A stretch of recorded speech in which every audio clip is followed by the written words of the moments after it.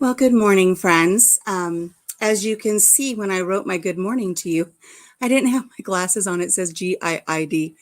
Good morning. Um, how's everybody doing today? There's nobody here. I know everybody's busy with Thanksgiving, but I thought I would have my usual coffee chat. Um, there have been one or two times I haven't had a coffee chat, and people are like, "Where were you?" Well, sometimes I didn't think anybody would care to chime in. So, good morning, Kitchen Shenanigans. How are you doing this morning, sweetie? I cannot remember your name. I am horrible with names. You will learn that about me. It takes me several times before I can get everybody's names straightened out in this noggin of mine. So forgive me, but I will just continue with calling you Kitchen Shenanigans until I learn otherwise. But I hope everybody who chimes in that you're doing well, that everything's getting ready for the big day tomorrow for your Thanksgiving time with your family and friends. Maybe you aren't having it tomorrow. Shannon. I will try to remember that. And I'm good revamping the kids' Amazon wish list for Christmas. Good morning, Laura from Hedgehog's Homestead. How are you this morning? I tell you, I was rushing around this morning. I slept in again. I'm making it a bad habit of sleeping in. But I got showered up real quick and blew dry my hair and put a couple curls in it and threw on some makeup. And I said, I got to run out there and get going for the day. Hello, Tim from Mo Bangs for Your Books. Look, I'm going to get dolled up for you guys. Just a little bit. So, I was thinking this morning, I didn't know what I was going to talk to you about this morning. Let me let this dog in. She's going to drive me crazy.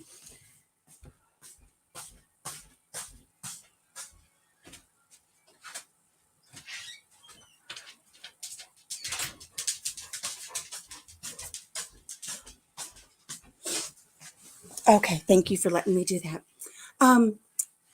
I have a story I'm going to share in a little bit, and it's a Thanksgiving story. And it's actually the Thanksgiving story that over 10 years ago prompted me to start writing a blog. I do have a blog, and I'll put the link up if anybody wants to go over and read some of my stories. But I was working for a charter school, and the CEO of this charter school, I had shared with her about something that had happened over Thanksgiving. And she said, "Oh, Alicia, you've got to write this story. You have to write it." And I was like, "Really?" And she's like, "Yes, people need to hear this." I thought, well, okay. So I did a little research on the internet and I found a platform for, thank you, Tim, for writing this story down. And so I have a blog over on Blogspot. And like I said, I'll make sure that I share the link with you. So I thought I would share the story. And then I thought I would share one of my, you were removed from my family. Sarah, are you saying you weren't subscribed anymore? What happened? You're always in my family, sweetie. Don't you worry about that. YouTube's doing their own thing, but you're always in my family. I hope you were able to sign back in.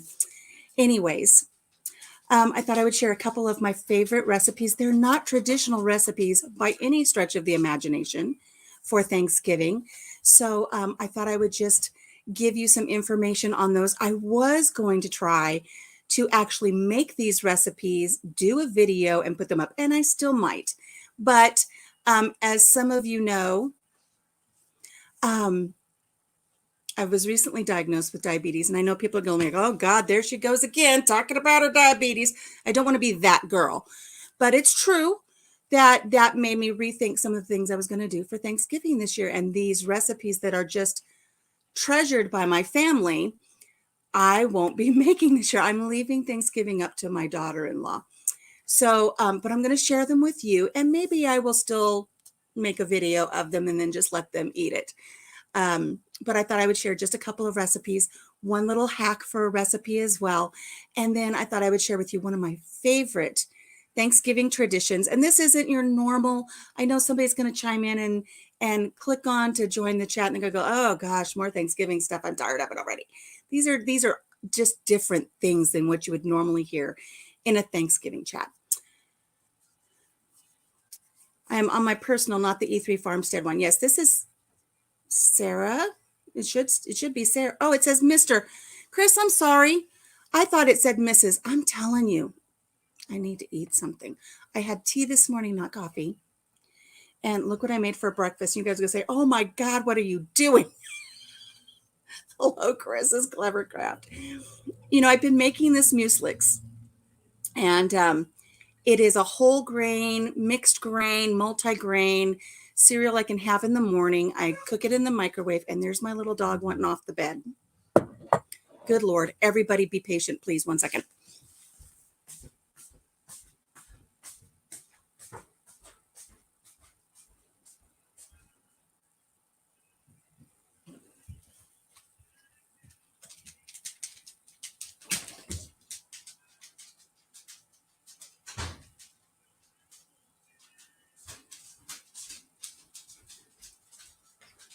I'm running. And she comes in for the slide. Okay. So when my husband says, what did you do all day? It's like, I catered to your animals all day long. I catered to the fur babies. Go away, fur baby. Go on, go lay down. So, what was I saying? Oh, my breakfast. You know, they say that oatmeal is healthy for your heart, but when you're on these other health issues, you've got to watch your carbs and everything. And I was looking for some groats or for some steel cut oats, but they had this mucilix from Bob's Red Mill's organic. You know, no, I really did.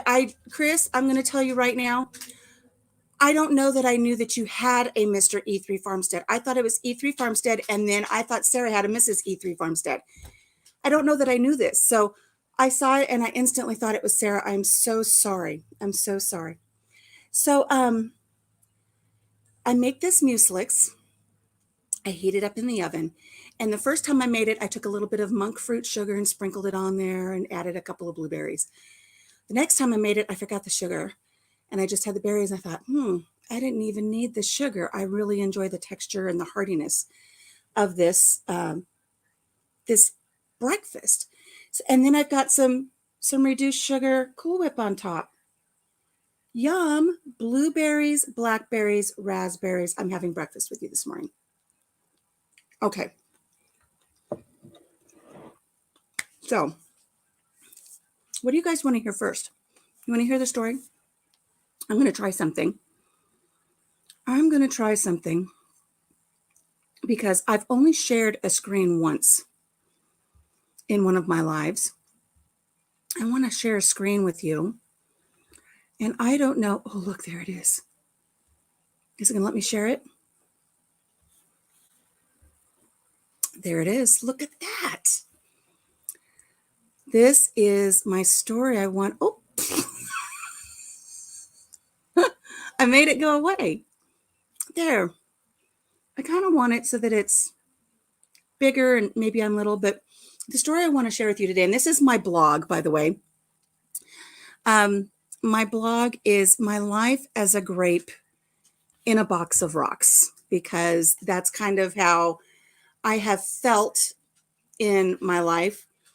Sometimes I just kind of feel like I'm this grape with just a thin skin to protect me from the world, and I am in a box of rocks that are just pressing in on me. But you know, someday they're going to press and press and press, and I'm going to turn into a fine wine. I'm telling you, that's what I'm going to do. So, blackberry. So the story I wanted to share with you, and you can find my blog at My Life as a Grape at blogspot.com. If you ever want to go read some of my zany stories, some of them are life lessons, some of them are funny stories, some of them are recipes, just odds and ends. So rich enough to know the difference. I'm going to remove that so I come back full screen. But at the end of the story, I'm going to show you a picture on it, and I'm hoping it will let me show it. But we'll start with our story. And this was back in 2010. So it's been 11 years since this first happened. But, In 2009, we had a housing crisis.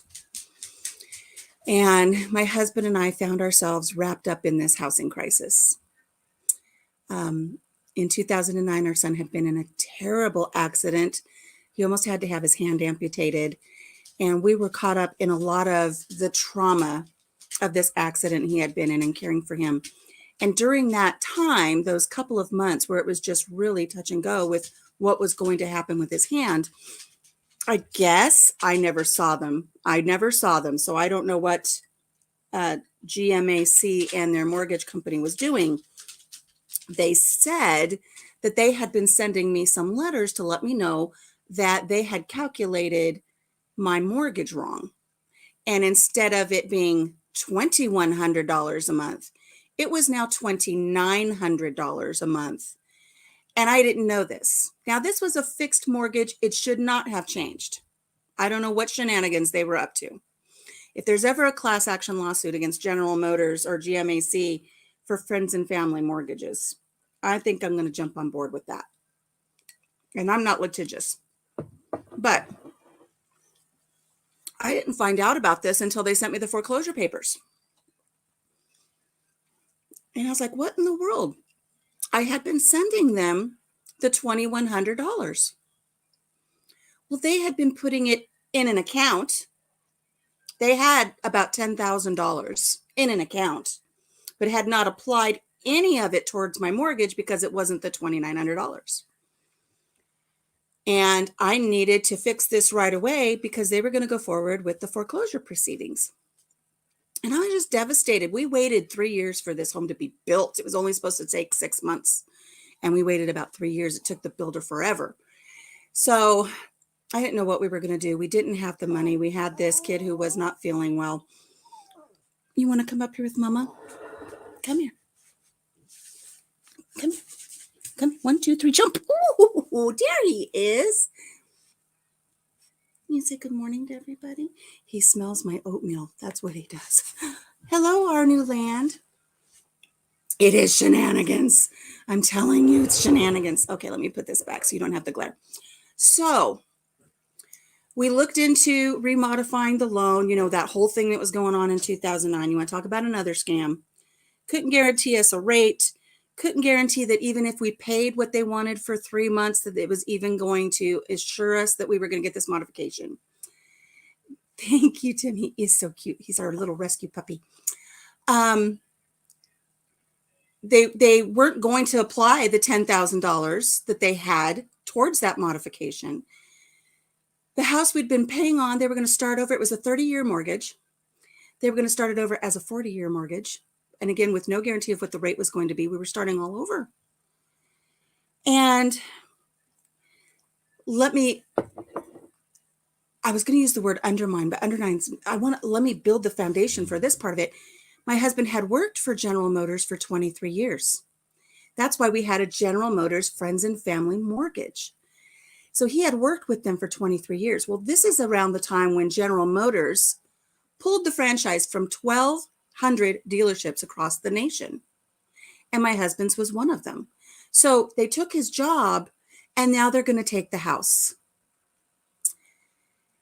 And I discussed it with my husband. And at the time he had picked up a job working as a security / kind of a maintenance man for the school I worked at. So our income had taken a drastic hit.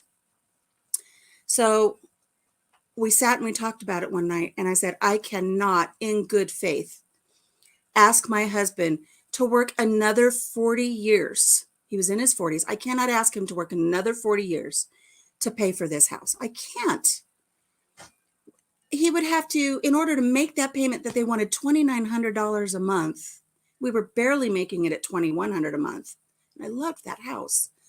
But he would have to drive into Los Angeles to find work. The market had already been flooded because of all these dealerships that had closed.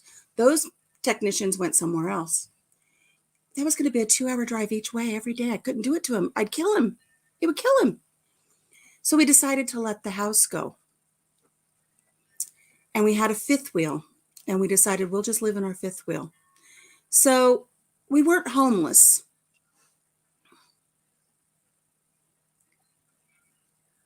Yeah, it was just a mess. I'm sorry, Tim. It was just a mess. Um, we got rid of all of our furniture. We gave it to our kids. Sold some furniture.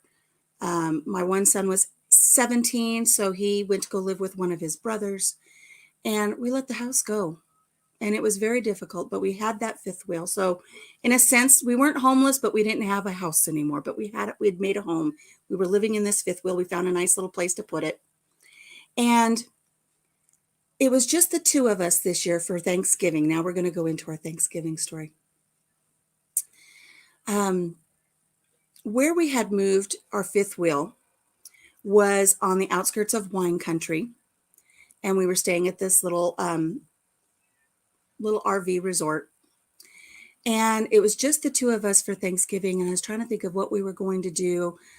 Usually I had really big Thanksgivings and all the family came over to the home and everything. And it just didn't feel the same this year. So we looked around and looked around and looked around. And I found a place that we had visited before, just during the daytime. We went to Julian, California. And Julian, California is in San Diego County. It's up in the mountains.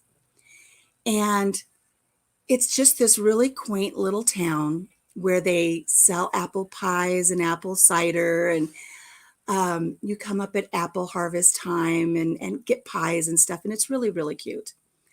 Well, every time we had visited, there was this old hotel from the 1800s. Used to be a silver mining town. That's how this town came into existence, was during the silver boom. So there's mines that you can take tours of and everything. And we had always visited for the day. We would drive up for the day sometime, have lunch, this really nice little place, and then get a piece of apple pie, maybe bring a pie home. But we'd always noticed this little hotel. And so I made arrangements for us to go up for Thanksgiving and stay in this hotel, which I'll have to tell you, this hotel had a really neat thing, and I'll tell you about that in a little bit. So we invited a couple of friends of ours who also didn't really have plans.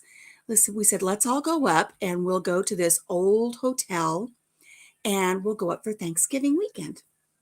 So they agreed, and we all met up at Julian, California at the Julian Hotel. Again, 1800s. And this hotel was actually built by a freed slave, a slave who had gained his freedom, moved out west, worked his way up in the ranks, and he built this hotel.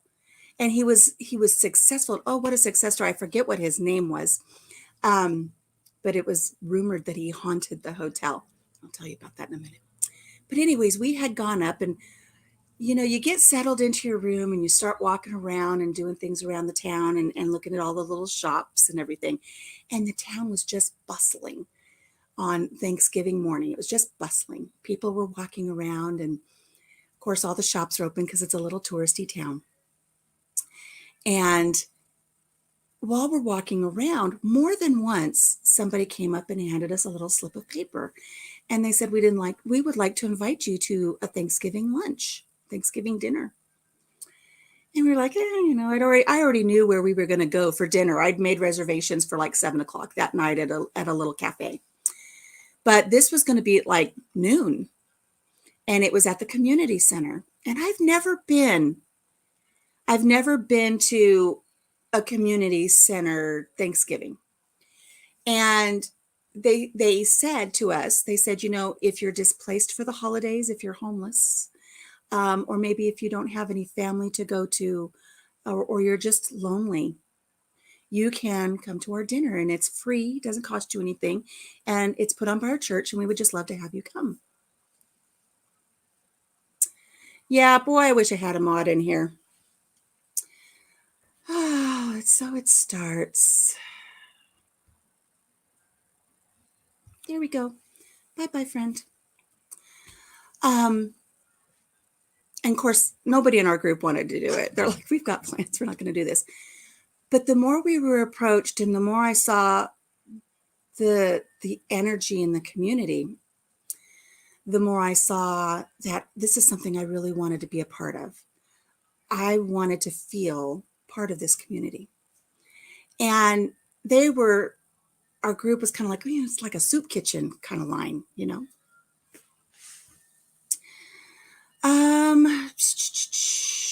Guys, I'm going to see if I can hop over to my channel and make Laura a mod real quick, because I think we might be in for some shenanigans if I can find it. I don't even know if I can find it on YouTube. I'm switching over between the two things. So many, there it is. I've got it. And let me, on YouTube, I'm switching over between the two. And I've got feedback. Let me find Laura and make her a mod real quick. And let me find Tim and make him a mod real quick. Thank you guys for doing that. I appreciate it. Okay, back to StreamYard. Okay, so I told them, I said, I really want to do this. I really want to do this. I want to go here for a Thanksgiving lunch, and I want to see what everything's about. So they agreed. So when the time came, we walked down to this little community center, and it was actually like down below the church in the basement. And we walked in, and they asked us to sign in and where we were from. And they asked us to wait, and they would find us a table. And of course, these are tables that are set up, the long 6-foot plastic buffet tables, no tablecloths. We're talking paper plates and plastic silverware and styrofoam cups. And there's nothing Thanksgiving and homey about it, except for the vibe in the room. It's palpable. You could feel it when you walk in. There's this energy, and I just loved that. Yeah, they are, Chris. So we walk in, and we're taken to our table. And I asked when we were seated, I said, where do we get in line? Because I'm thinking like soup kitchen line, right? You get in line, they slap stuff on your plate, and you go sit down. I said, where do we get in line? And our servers were Cliff and Rachel. I still remember their names because this had such an impact on me. Hello, Chris. This had such an impact on me. I remember the people's names, Cliff and Rachel. And they said, oh, you don't get in line. Have a seat. We will serve you. I was like, oh, okay. And then I felt a little guilty. I'm capable. I'm capable of standing in line and getting my own food. You don't need to hand and foot over me here. But they said, no. You sit down. We will serve you. I said, all right. So they took our drink orders. What would you like to drink? And I'm like, oh, Diet Coke with a lemon, please. Because that was what I drank all the time. Diet Coke with lemon. They said, oh, we have coffee. We have hot tea. We have lemonade and water. I'm like, oh, already I'm like, ooh, did I make a good choice? But I got a lemonade. And so they brought us our drinks. And while we're waiting for our food, we had somebody join us at our table. We did have somebody sitting to the right of us, and they finished up with their little kids, and they left. But we had 2 more couples join us at this table. And you could tell, and see, this is where it's so awful, because I judged them. I judged them right away. They walked in with their, Louis Vuitton handbags and jewelry, and the women were very well put together. The men with their polo shirts, and I thought, well, they don't need a free meal. And I thought, well, neither do I. I didn't need this free meal. So I need to check myself, right? But they sat down and we said our hellos and everything. And I'm just taking everything in the room. And I noticed across the way from me, there was a homeless man who was sitting, and he was eating his meal in quiet solitude. And I just kind of watched him. And as I'm watching, and I'm watching everybody in the room and everything, the people to my right start going, where is our girl? Can we get some service around here? How do we get service around here? Because we came in before these people over here, and they already have food. And who's going to serve us around here? And I was taken aback a little bit. I didn't say anything right away, other than saying, Rachel and Cliff are busy, but they're the ones taking care of this table. They'll be right here. I'm sure they'll come and they'll get your drink order, and then they'll be bringing the plates out. Oh, well, they just had this attitude that just brought such negativity into the room. But I did my best to not let it affect me. But they went on rambling about, their vacations over in Greece and blah, blah, blah, blah, blah. And they were so wealthy. They had everything they needed. They were rich. They were rich. I, on the other hand, even though I really didn't need the free meal, I really did plan this trip to the penny. I had just enough money for the room, a pie, and our dinner that we were going to be having because we had taken such a hit to our income. But they didn't have to worry about a thing. Hey, you do ramble. I ramble too. So they would just complain. And our food came, and I remember thinking, the mashed potatoes are awful salty, but they're okay. And the turkey's dry, but it's okay. This is back when I still ate turkey. And the stuffing is mushy, but it's okay. I never said anything out loud, but I remember thinking it. But I was still grateful to have the experience, right? Finally, the people next to me, they get their meal. Of course, there's nothing good there. But I really became transfixed on this man, like 2 tables over. And I don't know if at this part in the story, if I scroll down to show you his picture on this other page, let's see if when I bring it up now, if it will show. And I'm going to try to make it big so you can see him. There he is. I sat and I watched that man. I'm going to cry now. So I sat and I watched that man. And every time Cliff and Rachel went by to ask him if he needed anything, he was so humble and so grateful. And there was just something about him. And it dawned on me. It dawned on me why they told us when we went into this place that we didn't have to get in line, that we were going to be served. Okay? These people were serving us in gratitude and humility and humbleness. And it was a gift. The people to the right of me missed the entire thing. They wanted to be waited on. They wanted to be waited on. And they kept saying, where's our girl? They didn't see that there was a service of the heart. They wanted the shallowness of being served. And maybe if you're happy, you'll give somebody a tip. But Rachel and Cliff were serving us. And as I sat there and I looked around and I watched this man,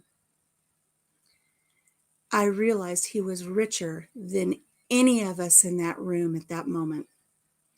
Because that man was rich enough to know the difference between being served and being waited on. And I remind myself all the time that I want to be rich enough to know the difference. This man was rich enough to know the difference. That's the name of my story. And he got up when he was done, and with all of his layers of clothing, and he's so disheveled. I don't know where he went. I remember watching him leave, and my heart just broke because I thought, somewhere that man has a family that probably doesn't know where he is, if he's alive. But I cared more about him in that instance than the people to my right, because he was rich enough to know the difference. Oh my gosh. I went back to work and I told that story and people would just cry. They were like, what a wonderful experience. I left there feeling so changed. Even though I did go in and I wasn't rude to Cliff and Rachel. Wasn't rude to anybody. I was talking to people. I was having a good time because that's my element. I love to be in new elements and talk to people and meet people. But just watching this solitary man sitting there having his meal, rich enough to know the difference that he was being served and not waited on. That was just really, really something for me. So if you would like to, maybe go read the whole story, you can read it. And again, it's My Life as a Grape at blogspot.com. But I hope that gives everybody a sense of gratitude and thankfulness on this day, the day before Thanksgiving. Behind every person, there is a deeper story. There certainly is, Tim. Thank you. Thank you. I do hope you guys enjoyed the story. It's one of my favorite Thanksgiving stories. I mean, I've got a funny Thanksgiving story, but that's my deep story. And you know what? We did go to our dinner later that night. I'm always gracious towards waitresses or servers, our girl, however you want to say it. Always try to be gracious. I always, and if you guys don't do this, you need to do this. Goodbye, kitchen shenanigans, off to take an early nap. Oh, you got kids that are sick too. I'm sorry. Feel better soon. Thank you for joining us for our story. I always, whenever I go out to dine anywhere, I always try to look at the name tag. And I always call that person by their name. If they say, "Hi, how are you guys doing today?" I will find that name tag. I'll say, "Well, hello, Molly. I'm doing very well today. How are you doing?" I mean, interact, get to know them, say their name. Say their name and make a connection with them while you're at their dining establishment. It really makes a difference, guys. But I went to dinner that night with the one that we had planned. And I mean, the plates were just overflowing with delicious, delicious food. And we had root beer and little coffee, or root beer and little cowboy boot mugs. I mean, I remember that. I don't remember anybody sitting around me. I don't remember my waitress or her name, because it didn't have the depth and the community and the lesson. It didn't hold a life lesson. But hello, Tiny Tim and Blue Farm, welcome. That whole experience was a life lesson for me. And if you ever get the opportunity to either volunteer for something like that and serve someone, or if you have the opportunity to attend something like that in a community, look to see if you can feel and see the difference between people who understand and are rich enough to know the difference between being served by someone with a happy heart as opposed to being waited on. I challenge you. Yeah, and not just going through the motions of the day. You do that too, Chris? It's so wonderful to say people's names and let them know that they matter and you see them. Look, I haven't hardly even touched my breakfast. I've been talking. So that's my Thanksgiving story. It's okay, Chris. So that's my little story. Let's move on, shall we? Let's move on to a couple of I'm going to do two quick little recipes I'm going to tell you about. Actually, one of them's in my blog too. So if you need the recipe, it's in my blog. But every year since I learned about this recipe, and I wrote about it, I think in 2010 or 2011. So it's been a family staple for years. And it is my herb infused cream potatoes. So delicious. I'm really going to miss those this year. I mean, if I make them for the kids, I might have like one piece of one little potato. I don't know. But these herb infused potatoes, let me tell you how to make them. I'm not going to go through step by step. It's in the blog. But basically what you do is you run to the store and you get any kind of baby or fingerling potatoes that you can find. My favorites are to get some baby red potatoes, the ones that are just, this big around, just the little baby red potatoes. If you have regular red potatoes, you can use them. There's something about quartering the little baby red potatoes that I just love. And then I get little baby Yukon Gold potatoes. and I quarter those. And then I get the fingerling potatoes. They're a little bit more oblong, and I quarter those. And if I can find them, which I really can't find them out here where I am now, but I get the purple Peruvian potatoes, and they're a deep purple. So when you make this dish, you've got the yellowish white potato of the Yukon Gold. You've got the red skins of the red potatoes, and you've got these purple Peruvians. Beautiful. So you get all of these potatoes and you just quarter them up and you put them in a baking dish. Now, if you're going to go somewhere for Thanksgiving, make sure it is just like a disposable baking dish, because if there's leftovers, you're going to have to wrestle the host to take them back home with you, because nobody's going to let you. And I don't know how many years in a row, there are never any leftovers when I take mine. Everybody eats them all. While you've got your potatoes sitting in your dish waiting, you want to put a saucepan on the stove over low heat, and you want to get a big container of heavy whipping cream and pour that in. And you want it on a low heat because you don't want to scorch it. But you need to bring it up. So don't get a big saucepan so that you only have this much. You need a narrower saucepan so that when you pour it in, you've got this much, because the next step is important. The next step is you're going to take some fresh herbs. You're going to take rosemary, thyme, sage, marjoram, and you're going to put that in a sieve, like a little strainer, right? A little screen.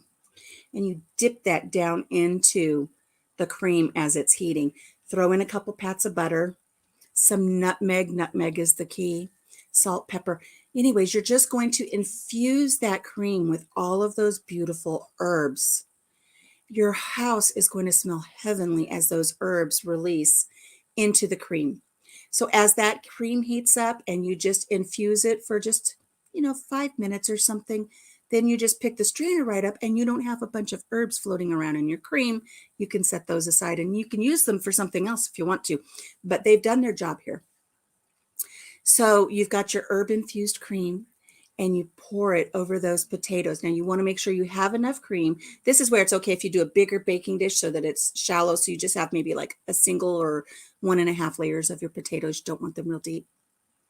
And you pour the cream over that. You want to make sure you have just enough cream to just barely cover the top of the potatoes. More pats of butter, salt, pepper, whatever. You pop them in the oven and you let them cook for, 25, 30 minutes. 350. It's in the recipe in my blog. I don't remember the exact. But as those potatoes are roasting in the oven, they soak up the herb infused cream. And the cream then also that doesn't soak in, it gets nice and thick. It is so good. Then you take Parmesan cheese. Now you can either use the Parmesan cheese that is freshly grated or in the container that's grated, or you can use the cheese like you pour on top of your pizza. I prefer the cheese that you put on your pizza, the powder, because I use like a whole container, right? I just take the lid off and I sprinkle it over the top, smooth it out. And as it's baking in the oven, then it soaks up the rest of the cream and it creates a crust, this Parmesan cheese crust on top of your herb infused potatoes. And you bake it until it becomes golden brown on top. So creamy and decadent and delicious. And in no way is it low in calories or low in fat. It is a decadent treat. I only make them once a year. Oh, it's so delicious. But every Thanksgiving, my kids are like, "Are you bringing your herb potatoes, Mom? You got to bring your herb potatoes, Mom." Oh, it is good. It is good, Chris. It's delicious. And like I said, I wasn't going to do it this year. It is delicious, Arnerland. I know it's late in the game here for anybody to run out and get stuff to do that. But if you have potatoes and cream and you've got some herbs already for whatever you were going to do, why not do that? Your family will love it. I'm telling you. Pardon me for eating. So that's the first one. The second one, my second recipe that everybody always says you have to have them this year, every year. And I think this one started, 2004, 2005. Actually, it was 2002 that I started this one. So my gosh, it's been almost 20 years that I've been doing this every single year. Except for when we went to Julian, of course. it's just super easy to just like throw together some stuffing. I don't like stuffing in the bird. I would always do the stuffing separate. And then one year, and I don't know who to credit this to. I think it might be Rachel Ray. I'm not positive. But I started making stuffing muffins. If you've never had a stuffing muffin, do this. It might become a new tradition for your family. I make the stuffing in a bowl the usual way you would. Your stuffing mix, it doesn't matter what kind you get. I usually do a cornbread stuffing mix. You put in all of the herbs that come in the packet and everything, your onion, your celery, all of that good stuff. But then I get a few green apples and I slice up the green apples and I put those in there as well. And instead of adding water, I add apple juice. That is my liquid that I put in there. Good morning, Homestead Love. So you mix up your stuffing with your apple juice and your added apples and all of your lovely things. And then you use an ice cream scooper and you scoop them into prepared muffin tins. You don't put the papers in. You just spray them with a little bit of nonstick spray and you put your stuffing in there. And you don't make it level. You don't do it like 2/3 like you do a cupcake and it's going to raise up. You don't. You fill it to the top and then you take an extra scoop and you put it on top so it makes that mound of stuffing on top. See? Pop them in the oven and you bake them until they're nice and crispy on top and solid. And you can take it out and it has actually formed a muffin of stuffing, and it's the stuffing muffin. And I make those every year, and I have to make sure I have at least one stuffing muffin per person because that's it. It's like a group of piranhas. Oh, hey guys. Yeah. Chris makes a good point here. If you haven't been over to our new land, they're 2 away from their first milestone. If one of the new mods could drop their link, that would be awesome. That would be very, very nice. Thank you guys. Take stuffing muffins if you're going to go somewhere or if you're going to have your family over. Instead of just putting that stuffing in a container and popping it in the oven, make stuffing muffins. Your family will thank you for it. They love it. They love it. And yes, Homestead Love. That's great, guys. Throw some links if you can. So those are the 2 things I always take. Won't be doing it this year. My creamed herb potatoes and my stuffing muffins. And I think my family's just going to have to learn to live with this year. Maybe, I don't know. Hello, Court. Maybe my daughter-in-law will pick up the torch and run with it this year. Maybe she'll make some stuffing muffins. I don't know. It's her Thanksgiving this year. I'm letting her do Thanksgiving this year. And hello, Backwoods Law. Papa Jim and I were going to go over there and he's going to eat all the food there. And I'll probably take something with me to eat and I might have some green beans. Thank you. Thank you. It's nice to be seen. Thank you. So those are my 2 recipes and my story, my Thanksgiving story. But I did have a little trick that I wanted to tell you about. And I might do this later today. I had somebody ask about it in a live earlier. And they said, we don't know what you're talking about. What are you talking about? So I'll show you. I might make a video today. But if you really want to impress your guests, or if you really want to bring something lovely to a dinner, if you've been invited over to a dinner, this is something that I haven't made in a while, but they're so easy. And this year I have what I need. I used a coupon because Coupon Gail has been showing me how to use coupons, and I'm getting stuff for free all the time. But I got some free bread loaves, the Rhodes bread loaves that are in the freezer section, and they come like 3 in a pack, or you can get the rolls. Well, I picked up some free bread loaves the other day and they're in the fridge, which, I probably won't be able to eat them. But I'm thinking about taking out a loaf today, and I want to make some clover rolls to take over tomorrow to my daughter-in-law's for Thanksgiving. And they're so easy to make, and I wanted to share this with you. I was just reading a comment, I'm sorry. Because I think when you show up with these, people are like, oh my gosh, you must have spent hours making these. And you can, throw some flour on your forehead when you walk in and go, oh, I've been in the kitchen all day, and nobody will really know that you haven't. But this is how you do these. If you have bread dough in the fridge, the freezer, take it out and thaw it. Of course, if you want to make your own bread dough, you can do this as well. But if you've got it in the freezer, why not? Let it rise. the one time. Then when you punch it down, you're going to just like pinch off. What I do is I grab the bread dough and I just pinch it so that I get just a little ball sticking out of the palm of my hand. I just pinch it and I get a little ball, maybe the size of like a bouncy ball. I roll it. I make sure I've got oiled hands and that my pans are prepared, and I drop it in the muffin cup. And I do 3 of them per muffin cup so that there's 3 of them in there. So make sure that the little balls that you pinch off are small enough that when you roll them, you can get 3 in a muffin tin, okay?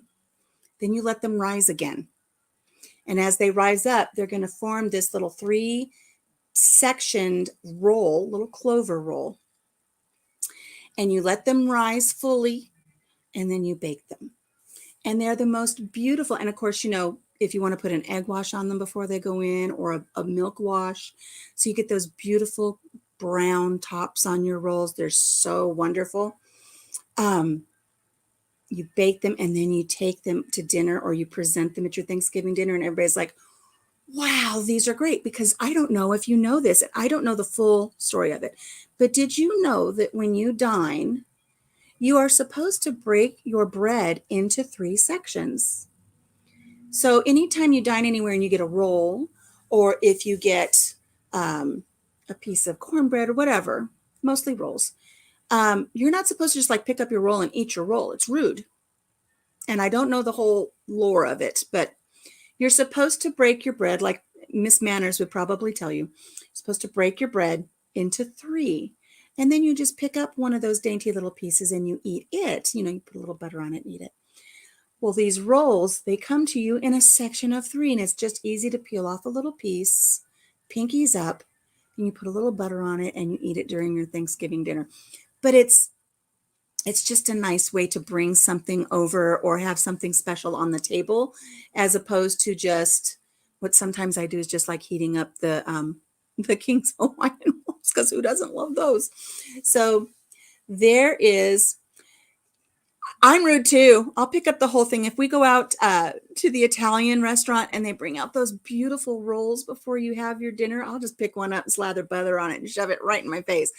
I'm not saying I'm cultured. I'm saying that's just the way things are supposed to be. But I mean, who of us in here follows Miss Manners? I don't. But it's kind of nice on a special occasion to feel like you can. So, I'm so rude.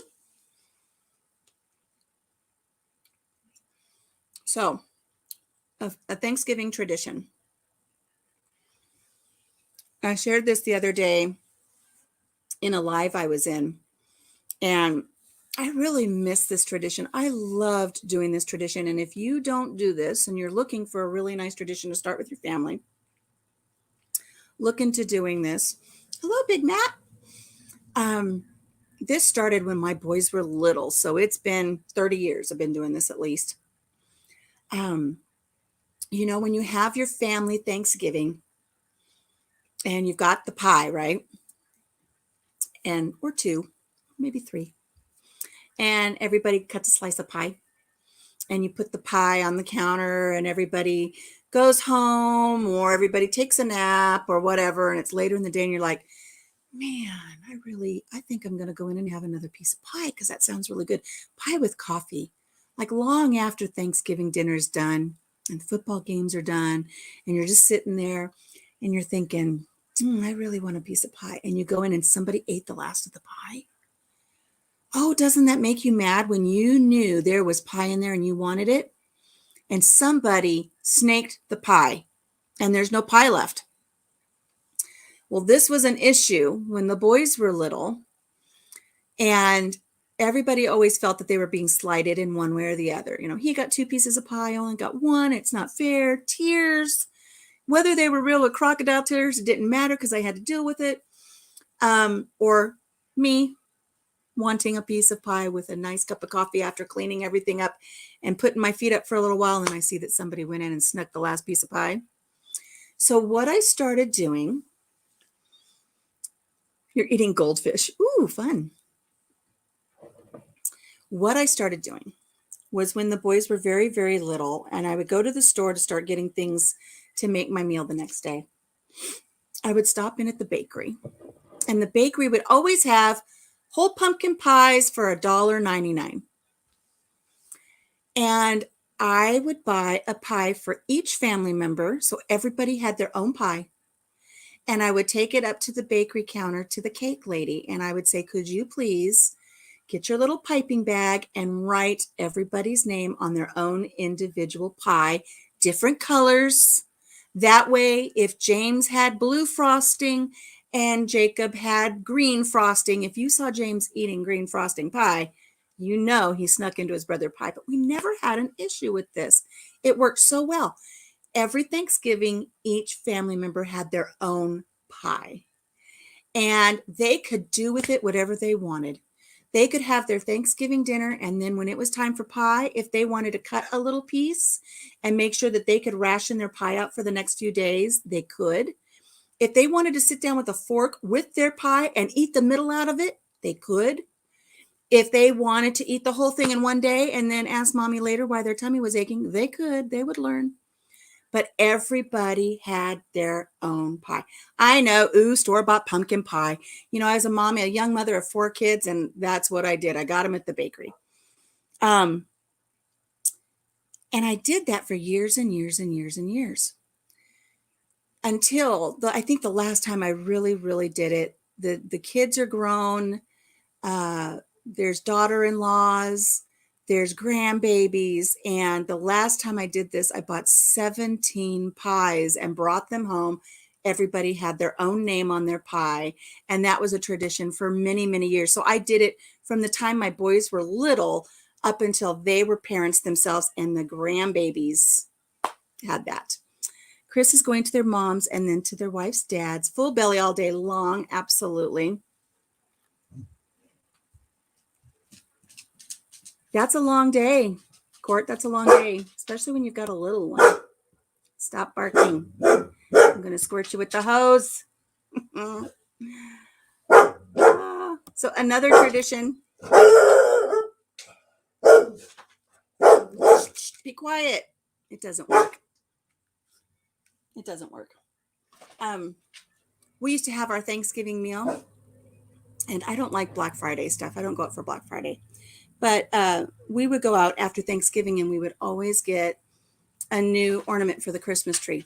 Every Thanksgiving, without fail, there would always be a new ornament. Good morning, Lisa. How are you? We were sharing recipes and Thanksgiving stories, and right now we're kind of on tradition.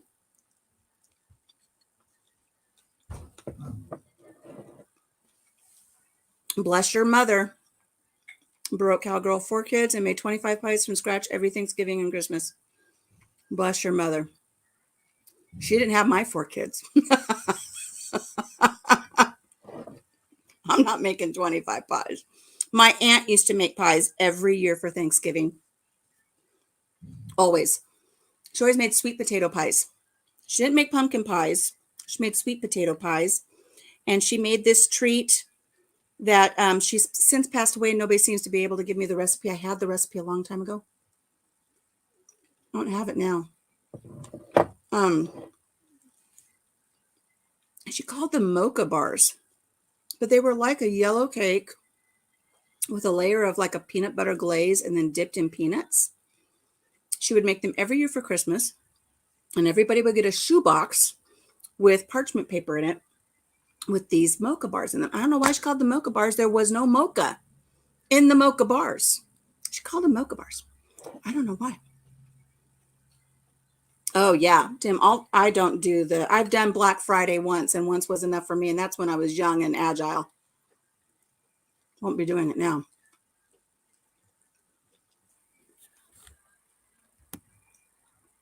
It's been a long time since you've had what, Court? I'll tell you one thing I dislike doing is what someone had mentioned, is hauling the food to a dinner. I hate hauling a bunch of food, like loading it into the car and driving it to somebody else's house. Oh, I remember one year I made a sweet potato casserole, which I'll tell you a tip about that. And I made my potatoes, and I was driving to my brother's house. We were having Thanksgiving at my brother's. And I don't know what happened, but I had to slam on my brakes and it all just right to the front of the car. It was awful. And it's like I was so concerned about the food, I almost went out into an intersection when it wasn't my turn and could have gotten in an accident. I thought, wouldn't that have been awful to have either killed someone or killed myself because I was so worried about my potatoes hitting the floor. I don't know. Another tip, something if you haven't tried it and you might think, oh, Alicia, that sounds so awful, but it is good. Don't knock it till you try it. If you make your sweet potato casserole and you get all your potatoes in there, and normally you put marshmallows on top. If you don't eat marshmallows or you don't like marshmallows, there is a great alternative to adding just that little bit of sweetness on the top. And that is to slice bananas in little discs and then layer them across the top of your sweet potatoes and then bake it. Those bananas, they're not slimy, but they bake so nice on top of the potatoes, and it gives you that sweetness, and it gives you a nice little, almost like a custard texture on top. So nice. Laura made some sweet potato casserole that was amazingly good. Oh, that sounds wonderful.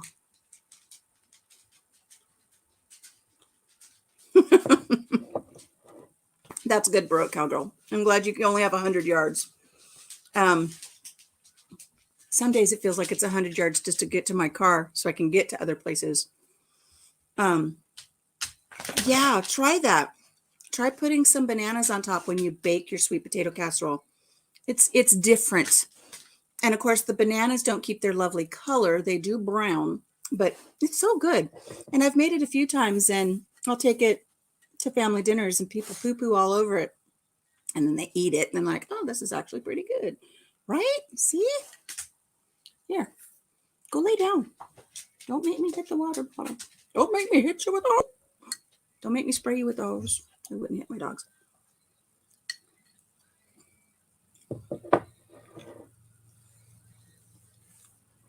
Bye, Tim. Thank you so much for showing up. I appreciate it. I appreciate it. Yeah, if somebody's hungry, they'll love it. You know what's funny is I had mentioned earlier that I don't eat the turkey when I go out for Thanksgiving now because I don't eat meat anymore.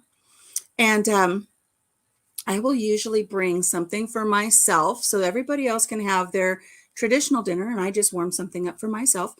And a lot of the times if somebody else is hosting, like, oh, I'm so sorry, I didn't think to do anything for you. It's like, it's okay. I got it. I know to think for myself. And I always make sure I've got something, or if we're going to go out to dinner, don't worry. If we're going to a steakhouse, I will find something I can eat. It's okay. This is my choice to eat this way. And I will usually bring something for myself. And it amazes me that somebody will say, can I taste that? Yeah, sure. And I'll cut off a little piece and they're like, oh, this is really good for being vegetarian food. It's like vegetarian food can be good. It's not all awful. And then, but really, what really gets me then is I will have my plate of something set aside for me. And before I know it, everybody's digging in it and eating it. And it's like, you've got tons of turkey to eat. Leave me my plant-based meatballs or whatever it is I brought. Don't eat all the vegetarians' food. Don't do it. What am I missing? Blue Farms home, not driving anymore. That's wonderful.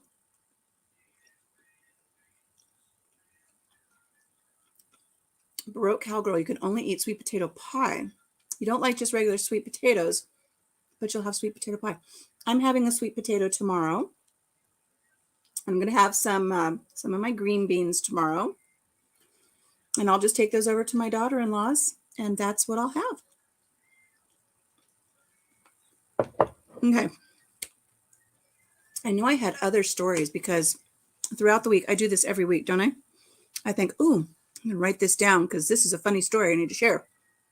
And then I forget all about it. I do. But just for fun, if anybody is able to, I know people are at work. I know people are preparing for other things, but I'll post the link up. If anybody wants to pop up and just say hello and spend a couple minutes with me before I log off for the day, I would appreciate having you up. I would love to have you join me. Look, it's taken me forever to eat my breakfast again. I had party foul. Your dog, a blueberry. Um, I had a friend contact me yesterday and she goes, I'm really worried about what you're eating for breakfast. I said, okay, we'll talk about it. She said, you know, that mucilix is very, very high. Sweet potato quesadillas. Oh my gosh, that sounds good. Oh, Chris, tell me more. Tell me more. Sweet potato quesadillas. Um, the mucilix is high in carbs. And I thought, well, I remember really reading my labels and I didn't think it was that bad. So I checked and it's according to what I've learned so far. I'm allowed to have 3 servings of carbs per meal, which equate 45 carbs. Now I'm doing my net carbs, but I think that would be 45 complete carbs. This little bowl of cereal here, it only has 23 carbs, and then I get to take off 4 carbs for the fiber. So this is only 19 carbs. And a little bit of Cool Whip on top, less than a carb. And then my berries, it's my fruit.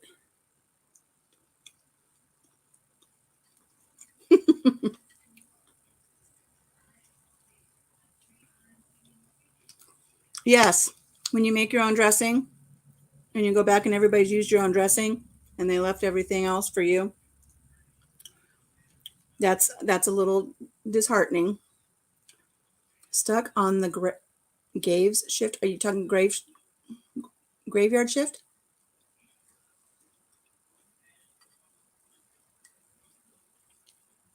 I went to bed late last night. I was up okay early this morning. I mean, not obviously I was running late for my little bit of live here, but I think I was up by 8:30. So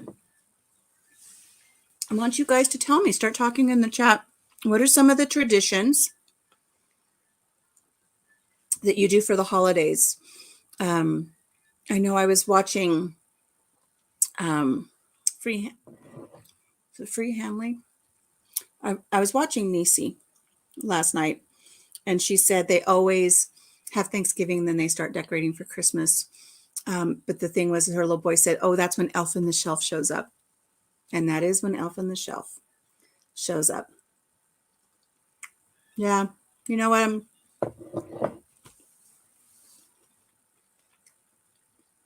I'd appreciate if you hit the thumbs up, guys. I do. I appreciate it. We're kind of low on attendance here today, and I know that's because everybody's getting ready for Thanksgiving. Or maybe because people don't want to hear me talk anymore. I don't know. Overnights. And then you were a firefighter. EMTs always worked overnight so the guys with kids could be home with their families at night. Yeah.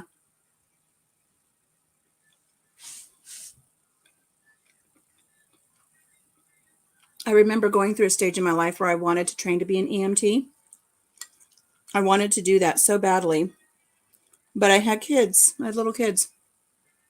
And when I learned that you actually had to stay at the station for X many hours a day, the days that you're on your shift, I think it was 12 hours at a time.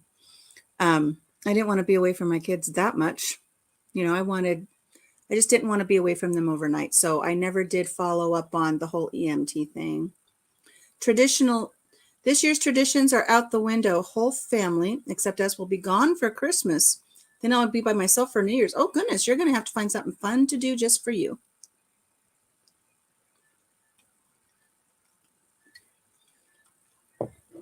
Courtney, I have trouble sleeping too. It's usually why I'm up late too. I know that I had a friend express to me earlier in the week. They were like, we're worried about you because you're up so late editing for YouTube and you're so tired lately. And we're worried that you're really burning candles at both ends. Hello, Southern Roots. Hello, Casey. Hello. But what they didn't know, there's Laura from Hedgehog. We're going to bring her up. What my friend didn't realize is, hello, I'm traditionally a late hour, a night owl anyways. But ever since I completed my treatment for cancer, I'm up late because I have leg pain and neuropathy from the chemo. And if I'm sitting up, the pain isn't as bad. I must be pressing on a nerve when I'm sitting up, so the pain's not so bad. But when I lay down, my legs hurt to the point where I don't sleep anyways. So why lay in bed and toss and turn when I can sit up and actually do something? I usually sit up here until I absolutely exhaust myself. Then I go to bed because then I will fall asleep and the pain doesn't keep me up as bad. And yes, I've been given medication for it and stuff, but I just think there's a nerve. But Laura, how are you today? What are you up to? It's good to Oh, have you. I'm procrastinating right now. This afternoon, I'm going to get started on making some rolls and some stuff for Thanksgiving. And I I'll thought that start was my dog, but it's not. I understand. No, it's Jonah. I understand. Going to make another pumpkin pie and all kinds of stuff. So I'm draining my pumpkins puree now. So I have some pumpkin puree in the in my freezer from last year. yeah, that's what I had. So, but I'm not going to break it out because I would want to make my pumpkin pie scones, and I'm not going to do that. Can you say hi? Hi. Yes, hello. Boy, you got a good wave. I love it. What's his name again? Jonah? Jonah, yeah. Jonah. He can't hear you though. Oh, okay. Yeah, so waving is good. Okay. Good deal. He wants me to put on Dad's flying video. Homestead love. I have a hospital bed for my bed. You know, I call it that because I don't want to explain. It's like one of those beds. And I do elevate my feet. It seems like I have to have the pressure sitting. I'm fine. Oh no. Courtney cleaned the house and now the dog's drug in a bunch of leaves. It's never ending. Oh no, It's I fall hate decor. It's fall decor. Right? I think you just roll with it. Why fight it? I canned my pumpkin this year. It will be the first time using non-store-bought pumpkin for pies. Very good. Very good. I have a good recipe for that on my channel of homemade pumpkin pie from raw pumpkin. So that I grew. First year I ever made my first pumpkin pie. I was 18, 2 babies, living with my in-laws. Boy, that was a lot of straining and a lot of work making that pumpkin pie. I think it was the last one I made until like two years ago. I made some with fresh pumpkin. But it was so much work trying to have a newborn that I was nursing and then a 3-year-old that was just all over the place. And in my mother-in-law's kitchen, which, you know, there was no tension there, and pumpkin pie everywhere. Goodness. Backwoods Law says that the wife made pies last night to torture him. That's great. Purple Tea Bear is good at torturing him. Yeah, it's. I mean, I don't know if I'd be doing it if I, had a bunch of littles running around, and I had my kids back to back. They were real close together, not on purpose. It was just that fertile. So yeah, I don't think I'd be doing it then either. I mean, there's no shame in taking it out of a can too. The recipe that I have, you can do it with a can. Or a regular, it's just 15 ounces of pumpkin. So that's why I know earlier somebody said, ooh, store-bought pie. I think there's a difference between like going to the freezer section and getting a pumpkin pie as opposed to going to the bakery where they bake them in the back. Yeah. I had no problem getting those. Right. Somebody my made thing them. Is I like my homemade crust so much. I compare everything to it. Mm-hmm. And so my husband's like, yeah, but it doesn't have your crust.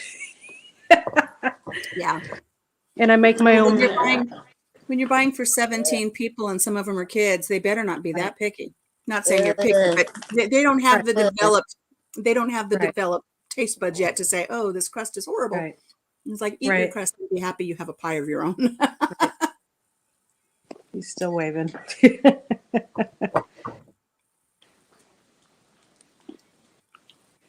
Does he know sign language? Yeah. Fine. Yep. I was going to tell him it was nice to meet him. Hey, it's nice to meet you. So he's gonna blow you kisses. My kids and myself will revolt at store-bought. Haha. Well, I don't know what to say about that one, except that my kids ate it. My kids ate the store-bought ones. Yeah. You know, I think it was three Thanksgivings ago. I don't know how many little kids we were going to have at our Thanksgiving dinner. We actually rented a cabin that had the big kitchen in it, it's on the river by the park. So it's almost like a dinner hall kind of a thing, but it's like a little cabin. I don't know how many little kids we were going to have there. And I know that people were bringing pies, but I just went, and I know people aren't going to like this one.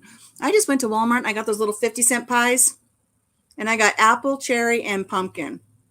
And I got a whole bunch of those little pies, and I set up a table with little pie trays, pie stands, cake stands.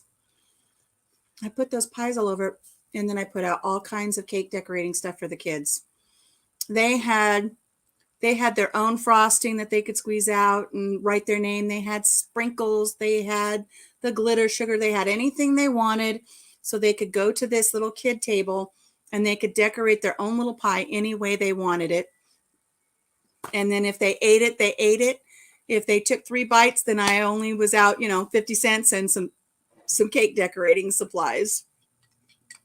And then the adults, they had the better pies that were brought to the dinner.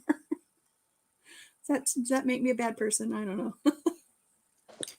I think the thing about making it yourself is that you're kind of more aware about what goes into pies and the sugars and the things like that. And that's why I think I like doing it myself, because I can control some of the sugar if I need it I hear you. I get you. I love, and I haven't done it in a while. Isn't that a fun idea, Chris? I love that idea too. And the kids loved it, because we even had we had some guests that are our honorary family, and they had 5 kids, and those kids loved having that little pie station to decorate their own pie. They just loved it. And it's nice. It gave them something to do while the adults were having their pie and coffee. Really liked having that. I'm going to say something about pie. Oh, I used to have quite the collection of cast iron skillets, and I loved my cast iron skillets. We had some Griswolds. We had some really good cast iron skillets.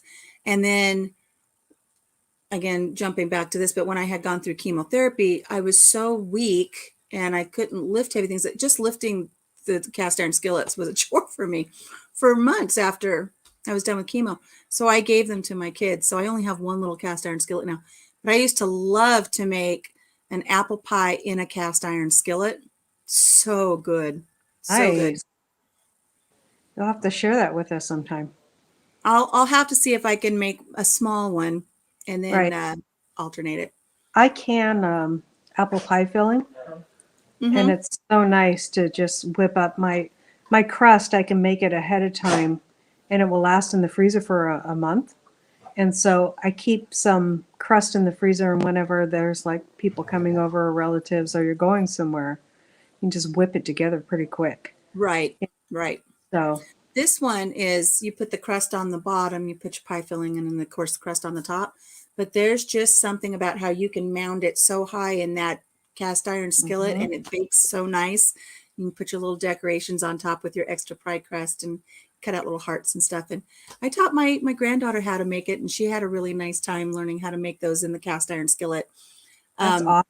I will admit it though, that pie crusts are my nemesis. And I it's not the recipe, it's me. I will Oh, get there someday. I will get there someday. But I'll admit to getting store-bought roll-out crusts and using those. okay. And I told my granddaughter, I said, you never tell anybody. You let them think you made I this have a pie. pretty easy pie crust recipe, and I go by it step by step. And so you can see what it's supposed to, and I give little tips about how you're supposed to do it. You know, I think the major key, I use butter, and is just keeping it really cold during the whole Right. process. So anytime you feel like it's getting really soft, that's when it's warmed up and you need to Mhm. put it in the fridge for a little bit. So, I actually did one of my first videos was doing a pie crust out of a book that my mother bought me when I was about 10 or 12, little community cookbook. And the recipe was from our neighbor, and she actually moved into that mountain community as a little girl in a covered wagon in the 1800s. oh, And it was wow. her pie crust recipe. And it's Wow. actually the best result I've had so far. And I think it would have been a hit if I wouldn't have made a mistake. And the mistake I made was I did fine with making the crust, rolling it out, getting it in my pie plate, but I wanted to use another recipe from the book, and I wanted to make a vinegar pie. And so I was watching how to make this vinegar pie. I was looking up some tutorials to make sure I did it right, because the written recipes, sometimes with those old ladies from the 1800s and early 1900s are like a walnut size of this, and the measurements are off. But I I tell me I can't think of the word when you bake the crust ahead of time for a pie you're not going to bake. Yeah. You know what I mean. I don't know. There's a word for it. I can't think of it.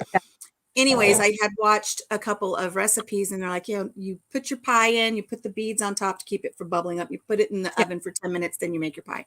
Yeah. I did that.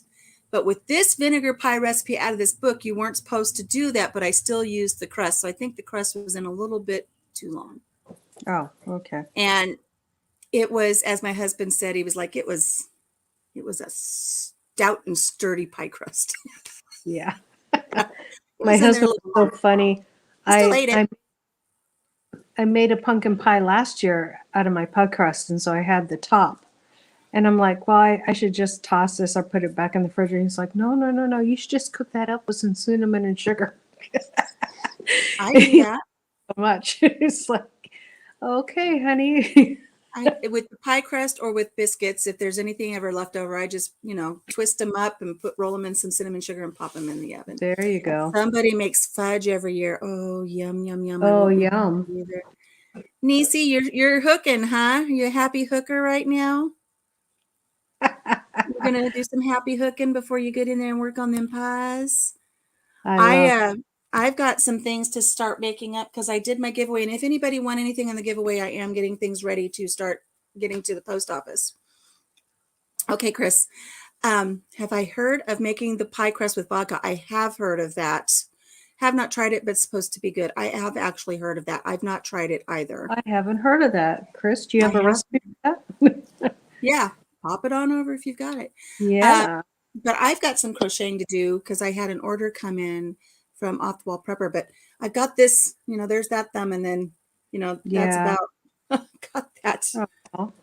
that tendon thing again, that de Quervins. So I'm going to have to Mm-hmm. carefully crochet, but I'm going to get my crocheting started for an order that came in. And then also, hello, Spotless Calm.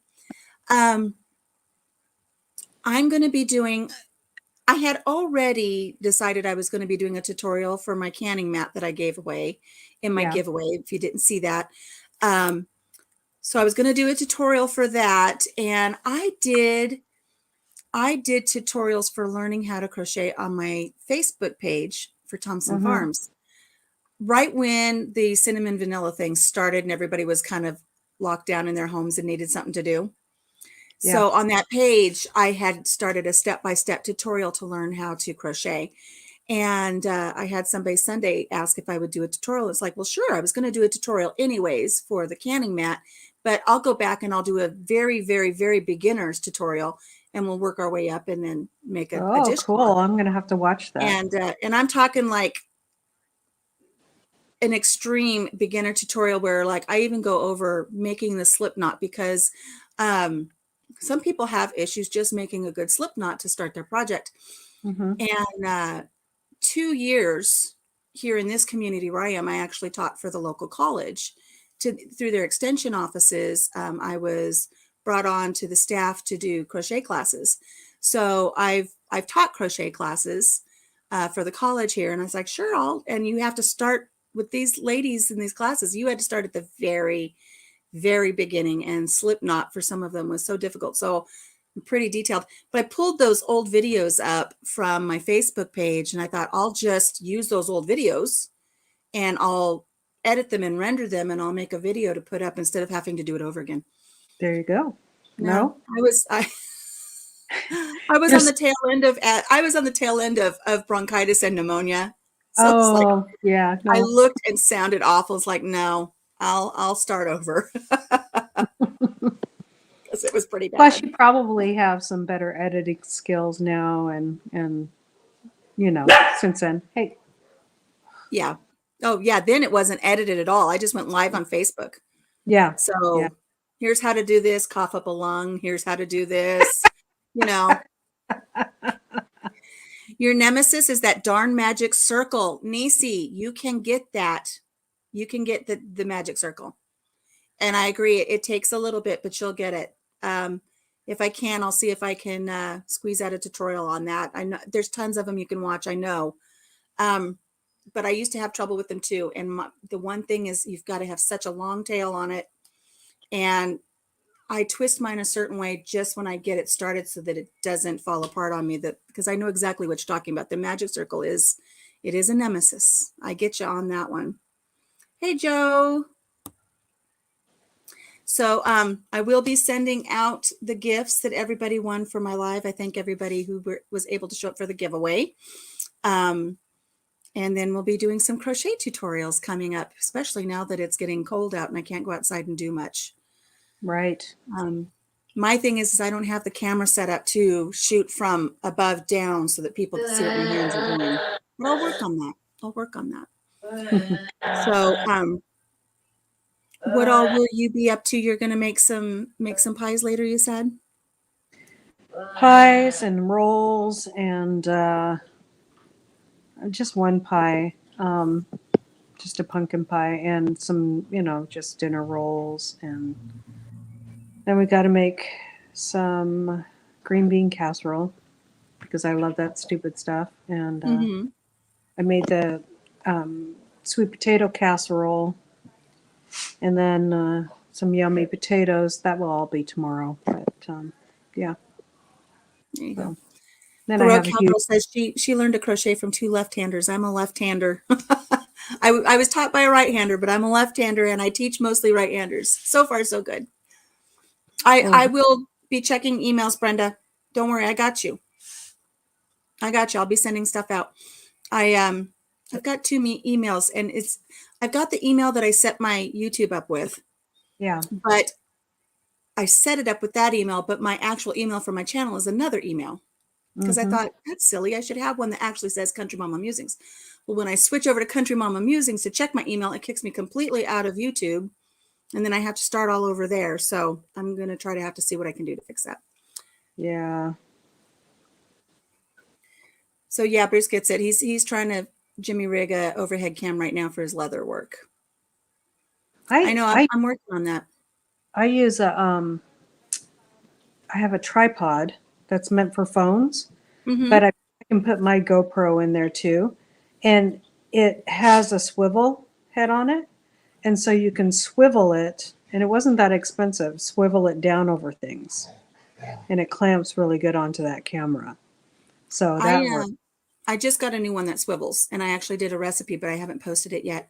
And it was much easier to swivel it down and see what I was doing in the pot. So I might try that. I'd like to see if I can find one of our old phones that doesn't have service anymore, but I can still record with. So I can have one facing me and one facing down, and then I can splice the two together as I edit. Thank you for joining us, our new land. I'm glad you were here. Have a lovely Thanksgiving with your friends and family. And I'm glad we were able to give you a shout out and got some new subs for you. Make sure you show some love back to the people here in the chat and come on over and join our family as well. So thank you for being here. Bruce says that Laura, just have Chris hold the camera over your head. Just stand there. Don't move. You're muted. Cannot hear you. Cannot hear you. I don't know if we could do that. He's tall enough. Yeah. Tall enough to do that. I have to actually hold the camera when he's doing something. He teases me about getting out of work, helping him cook when he's cooking something. And I'm like, hun, it's too, the tripods really aren't tall enough unless I put them on a stand to film him. And then like our pots get in the way. And so for me to film him, I have to either stand way back to see everything or like get up close and then get him. And he's not the easiest guy to film. And then when we're standing together, the camera has to be so far back or I have to get on a chair or something.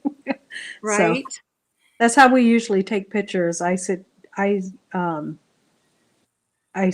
in front of him and he gets on his knees or something. And he's 6'7". Is that what you said he was? He's 6'10". 6'10". His son, yeah. Wow. Yeah. Yeah, I don't have that issue at 5'2". Yeah, I don't either. Welcome, Mountain Grandma. I'm glad you could join us. We've been chit-chatting back and forth. I put the link up again if anybody wants to jump on. But I'm thankful to have all of you here as my friends and my YouTube family. And just know I try to watch and chime in when I can. But I'm always thinking of you guys, and if I miss something, I apologize. But I try to catch up when I can. Like Laura, I saw you went to your sister's the other day. It's like, oh, yeah. When I heard the bag rustling, I clicked off. I didn't think I could handle it. Yeah. No, don't want to see it. Yeah. Oh, 4'11", Bruce. Yeah. So he's got the same dynamic going on with his wife and him because Bruce is quite tall too. Yes. So, yeah. Mountain Grandma, she's only 5'1". She gets it. She gets Yeah. it. I have my dear friend who came out in April. I think she's under 5 foot. And they came out with the new booster seat laws. And like if you were under 4'10" as a kid, you had to be in a car seat. And so we used to tease her that, you're right there. You might have to ride in a booster seat when we go anywhere.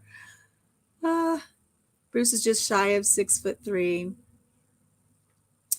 The girlie popped in. She's come over from the Ann Lynn show, which we had so much fun during our live the other day with our quickie on Monday.